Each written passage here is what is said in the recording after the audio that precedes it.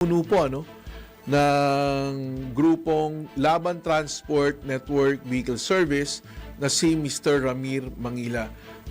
Sir Ramir, magandang hapon po. Magandang hapon po, Colonel Bong Medria. Magandang hapon. Sir Ramir, ito binasa ko nga po yung ulat dito na pinaglalaban nyo po yung kautusan na ipinalabas ng LTFRB about the cancellation. Ano pong rason, Sir Ramir? Unang-una po, Colonel Bong, alam naman po natin, kung panahon na to, Christmas rush, taon-taon po talagang lumalala po ang sitwasyon natin sa trapiko. Alam naman din po natin, hindi nga mga mananakay na talagang kumukonsumo kami ng matinding gasolina po dahil dulot ng matinding traffic. Ngayon, kung magkakaroon pa po kami ng penalty dahil sa pagka-cancel, malaking kawalan po sa amin yun, Sir Bong. Oo. Pero, Sir Ramir, di ba, pag nag-cancel ka, di ba automatic na magsa-search siya ulit ng driver? Tama ba? Totoo po, Sir Bong. Matik po yun, nasa system ng PNC. Once na nag-cancel si driver, automatic maghahanap ng panibagong driver ng PNC po. Yung siguro mas malapit, mas mabilis, mas makakarating. Kasi ako Sir Ramiro, nag-aano rin ako, nagti-TNBS din ako, no. Minsan po kung ako lang mag-isa, I would rather just take the TNBS than driving in traffic by myself, no. Correct po. Mas practical po. Apo. Yes. Meron kasi minsan na alam ko na yung plate number, yan lagi ko tinatandaan, plate number at saka yung kotse, kulay, di ba? Biglang mamaya, makikita ko na lang, iba na naman. So, siguro, ang iniisip ko, tinanong ko yung TNBS driver na nasakyan ko, ganun ba yun pag nag-cancel, nag-automatic? So, nag-automatic naman na meron pa rin nakukuhang driver. Meron naman po, Sir Bong, lalo na maraming available na TNBS driver dun sa location nyo o dun sa area po ninyo. Pero pa nga po, Sir Bong, nangyayari, system glitch ng isang PNC. Lalo na yung mga malalaking booking. Biglang-bigla pong nawawala sa amin. Kahit na gusto namin, kahit na ibabiyahin namin, napupunta sa iba po na na mga TNBS driver, lalo na yung mga grupo na malalapit dun sa TNC. Mas priority po yun, pinapriority nila. So ibig sabihin, hindi ka nagka-cancel nun? May mga pagkakataon pong ganon, Sir Bong.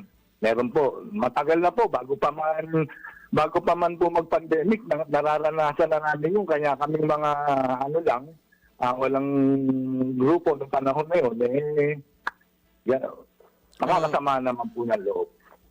Okay. Pero, Sir Ramir, nakapag-dialogo na po ba kayo with LTFRB regarding yung hinaing nyo tungkol dito sa cancellation fees?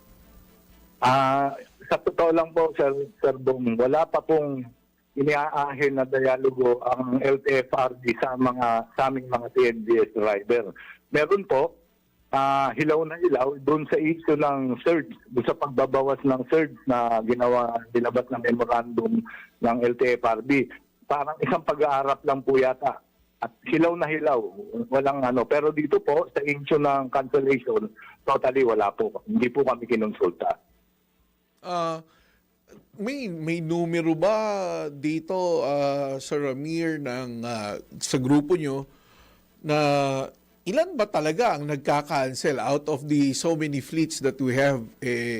Hindi ba na monitor naman ng system yan kung ilan talaga yung nagka-cancel at saka how frequent na nagka-cancel itong mga drivers na to?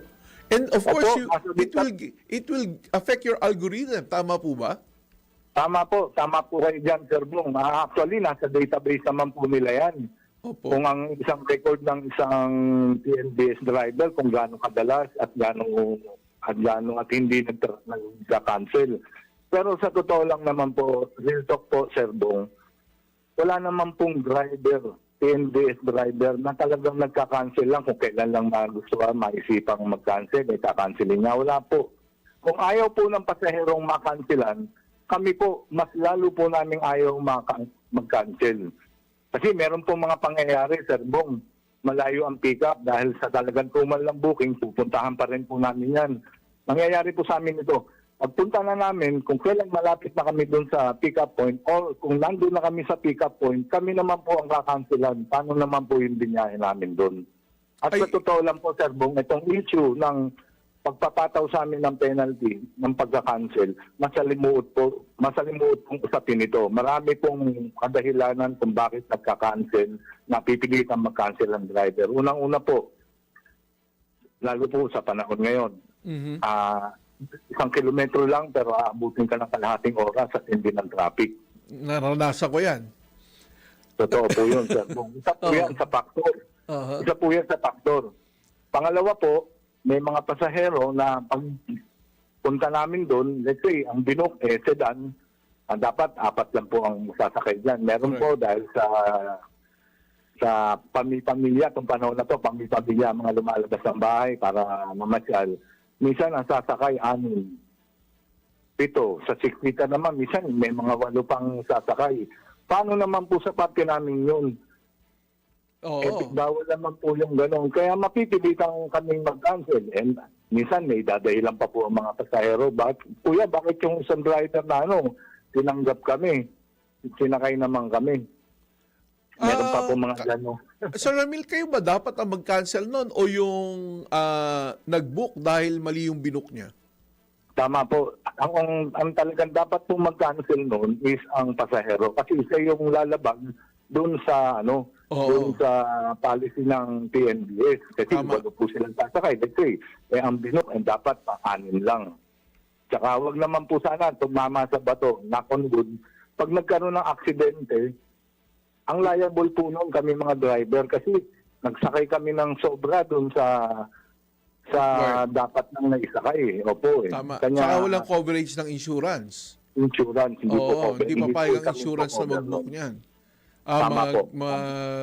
Sumagot niyan dahil mali yung hindi nasunod yung panuntunan ng safety. Tama po, Sir Bong. Kasi ang seatbelt natin ilan lang pang-apatan lang talaga ang seatbelt ng sedan Di ba? Kanya nga po. Po. Dapat naka-seatbelt po yung mga pasahero niya. Pag isang issue rin yun. Pag hindi ka naka-seatbelt, na-aksidente kayo. Paano yun? Tapos overloaded pa kayo. Mahirapan. Pero, sir, paano ba, pag, hindi ko po alam kung pakilinawan nga, siguro pati yung mga kababayan natin, hindi rin po nila alam kung paano kayo mape-penalize. Halimbawa, ako nag-book. Di ba? Paano kung system generated na ito may mas malapit na driver sa'yo, i-cancel ko to, ibigay ko itong driver na to na mas malapit. For example, ganon. Will that be charged to you? Ikaw ba mape-penalize? Pag ang pasahero po ang nag-cancel, Sir Bong, pag ang pasahero, hindi naman po kami mabibigyan ng ng penalty.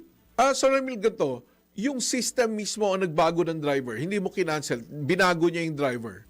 It will not result to cancellation, di ba?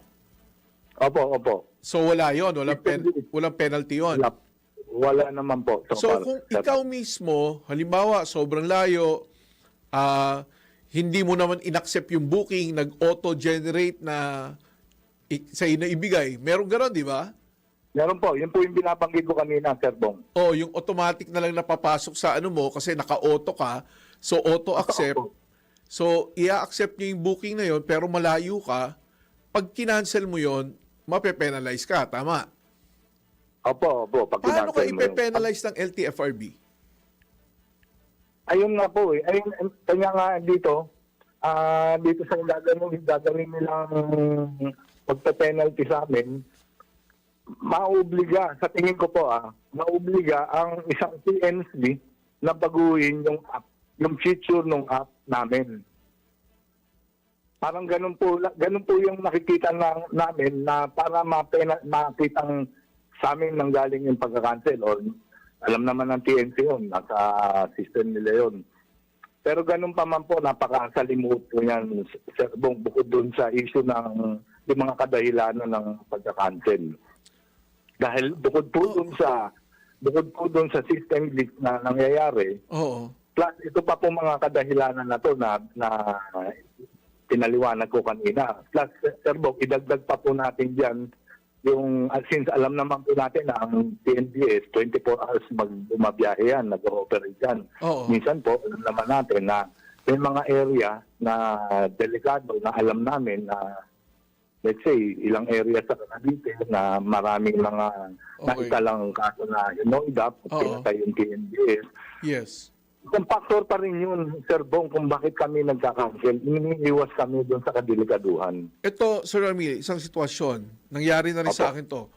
Tumawag sa akin yung driver. Kasi malayo talaga siya, no? It will take him mga 30 minutes to pick me up. Opo. Tumawag sa akin. Sir, pasensya na po. Napakalayo ko po. 30 minutes pa ako sa based on the yung sa Waze navigation app, 30 minutes pa po ako. Kaya niyo po ba akong intayin o gusto niyo po i-cancel ko na lang po yung booking niyo para may mag-auto-generate baka mas malapit sa inyo? Kasi naka-auto accept po ako, sabi niya. For example, nakiusap. Sige, sir, kaka-cancelin ko na. Nakiusap, nakaka-cancel niya kasi malayo pa siya. So, pag gano'n na may usapan na tayo, then kinancel niya, paano yun? Magbabayad pa rin siya. Kinancel niya pero tinuloy niya po yung biyahe niyo. Hindi, kinancel niya, pero nakiusap sa akin na, sir, baka pwede kong i-cancel to kasi napakalayo po. Pumayag ka naman as the rider.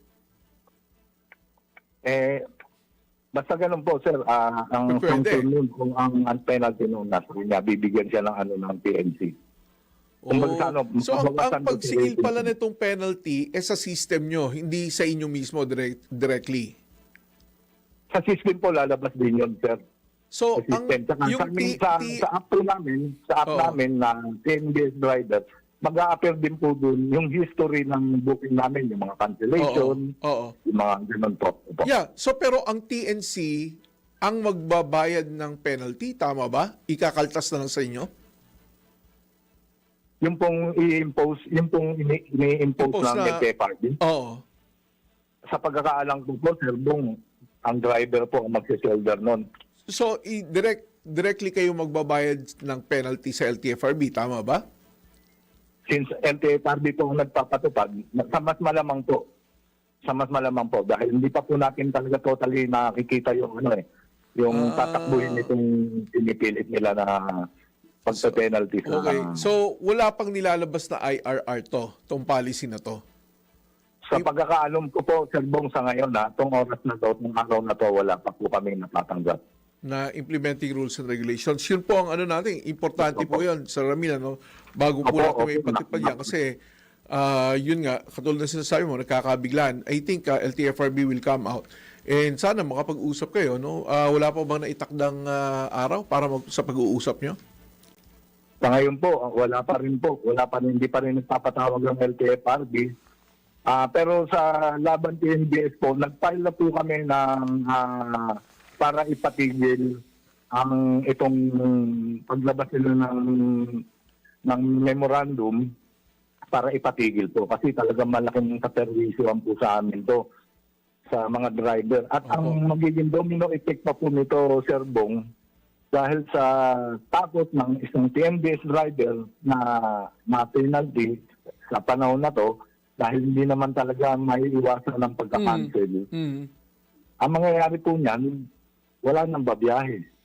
Sana naman during rush hour. Oo nga, sana naman hindi, Sir Ramil, kasi sa panahon na to, kailangan, kawawa naman po yung mga pasahero natin na umaasa sa serbisyo nyo.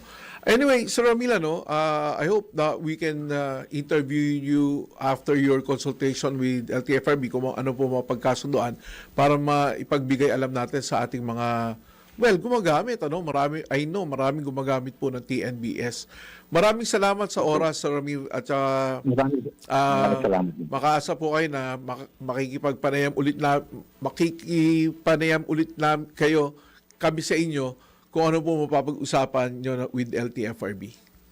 Maraming salamat din po sa Sir Bong Memoria dahil binigyan niyo kami ng pagkakataon para makapagsalita, maibigay na sa mapaabot sa LTFRB o sa gobyerno kung ano yung nasa panig naman namin bilang mga PNBS driver. Maraming salamat po. Maraming salamat, Sir Ramil.